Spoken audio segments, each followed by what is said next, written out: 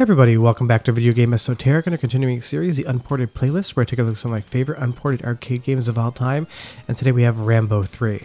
It is different than the Rambo 3 that was on the Sega Genesis, so it does count for the Unported playlist. Before we get too far involved though, do me a huge favor, go down below, hit like, subscribe, and that notification bell definitely helps us out. And if you feel so inclined and want to support the channel, we have a Patreon link down below in the description as well. But I really love Rambo because it's a very simple game that becomes quite challenging, and you'll see right off the top, it has a really interesting sort of gameplay mechanic, is that Rambo is always going to be running into the screen unless you trap him behind any of these barriers on the left and the right. So there's constant forward momentum throughout the game while you're also dealing with all of these enemies that are going to be coming towards you. And for an earlier arcade game, it does some really nice sprite scaling because these enemies get bigger as they come towards the screen, as do those barriers, the trucks, and all the other things we're going to be encountering.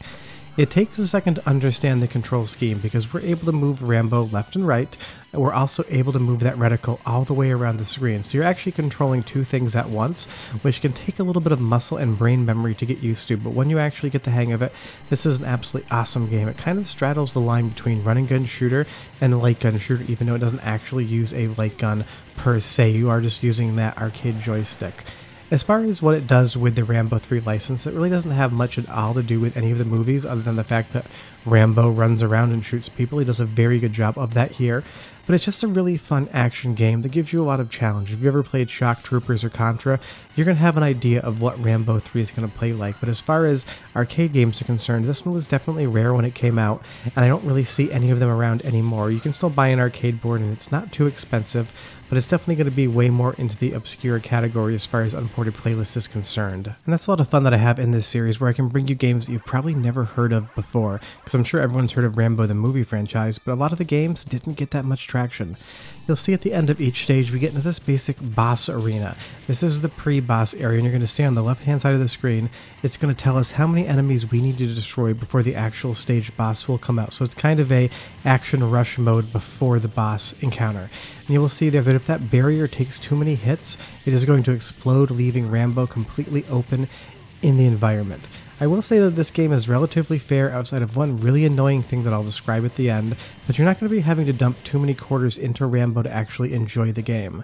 But now that we've killed everybody that we had to on stage 1, the boss of the area comes out. And these are very strategic fights because the boss has different places where it can shoot you from. You have the turret on the left and that big missile battery on the right. As we destroy parts of those, this tank is going to be able to shoot less and less. So really you want to isolate your shots in one direction to eliminate the amount of projectiles you're going to be seeing going around the screen. So as far as the stages are concerned, point and shoot, it's really easy. But when you get to the boss, there is a lot of strategy concerned. And you see here, we do have a second player. You can play this with 2 players. It increases the difficulty a lot with a lot more characters, but it still makes everything really fun, especially when you're playing with a friend. But as we move into stage 2, you're going to see that Rambo 3 does like to mix the environments up a lot because now we're running through this tunnel underground. And if we get the right power up, we're actually going to be able to light the environment up, and we're going to start getting things like mines on the ground. The nice thing is you don't just need to avoid them. You can shoot them and explode them, and they will explode in a chain. So if you don't have too many enemies in front of you, that is a nice strategy to try to clear your way moving forward, because there are a lot of bullets moving around all at once, so you really do need to be on top of your game before you get to the next stage. And I do not remember in any of the Rambo movies any of Rambo's opponents having jetpacks, so obviously this game takes a ton of liberties with the franchise, but that's always fun, and pretty much every movie licensed game in arcades back in the 90s did a ton of things with the franchise that didn't actually happen in the movies. But I love these boss encounters here right before you get to the main boss. You just have so many things going on, so many different areas to aim, so many things to worry about, that it really becomes intense, and it does make you feel like you're actually in a gunfight before these giant tank bosses appear. And again, strategy is the name of the game with each boss because again, there's going to be multiple places where that boss can shoot you from. So if you destroy them between your gunshots as well as the missiles you have, you're going to be able to take some of those installations down really quickly and prevent the boss from attacking you from all sides. But as good as this game looks for its era and as fun as it is to play, it also has a relatively decent soundtrack as far as arcade games are concerned. The earlier games usually didn't have that many musical tracks, but Rambo does like to mix it up here and there. So what I'll let you do is listen to the music for about 35-45 seconds, and I'll come back and tell you more about what's going on with Rambo 3. But enjoy!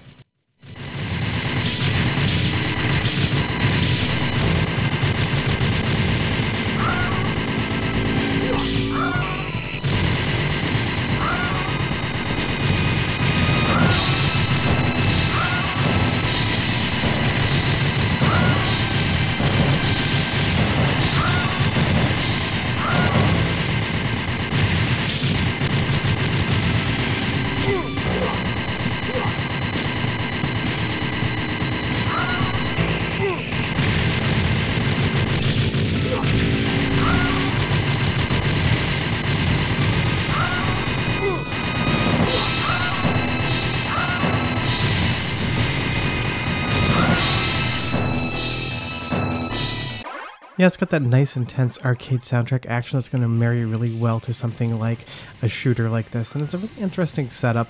This is a game that you don't see that often, where you get to control both the player character and the reticle at the same time. It actually reminds me, in a weird way, of Lucky and Wild, a driving and shooting game from Namco that I featured on Unported playlists before, because that allows you to both thrive and use a light gun at the same time to shoot opponents that are coming towards you with a reticle. Now, of course, Rambo 3 is not a driving game, it's a run and gun game, but it has a similar vibe to it. It's one of those things, in the first couple minutes that you play this, it may feel like you don't understand what's going on.